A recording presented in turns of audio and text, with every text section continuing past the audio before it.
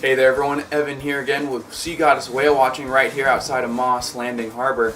Now we got one topic for you today regarding the gray whale migration, which in fact is happening as we speak. It happens anywhere between about December and January all the way into mid-April to May. Now the fun thing about these gray whales is that they do come very close into the shoreline, as well as one other thing. While they do a southbound migration during other months throughout the year, there is one discerning factor for the northbound migration that is extremely cool compared to their southbound.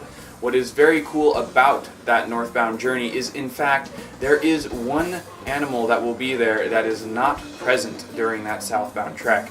And what that is a gray whale calf. You don't really see them a lot. They are quite adorable, and what's very fortunate about going north for these animals is that they are just returning from their breeding grounds, which means that these calves are anywhere from just 1 to a couple, maybe 3 to 4 months old.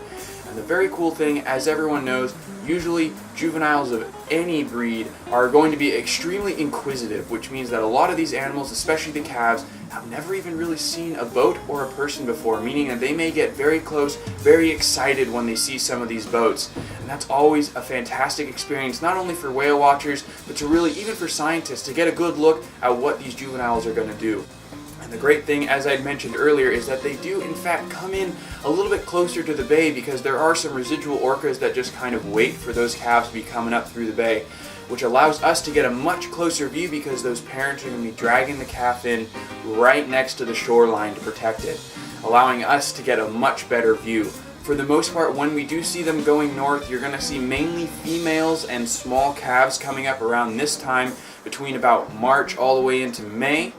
During the beginning half of that migration, between about January and March, you're going to be seeing the males mainly migrating back. The females wait just a little bit to bring the calves up so that way they can be a little bit more stable after they've nursed a little while, but then they head up north on their large trek up to the Bering Sea in their feeding grounds, and they will then return in the next year doing the exact same thing.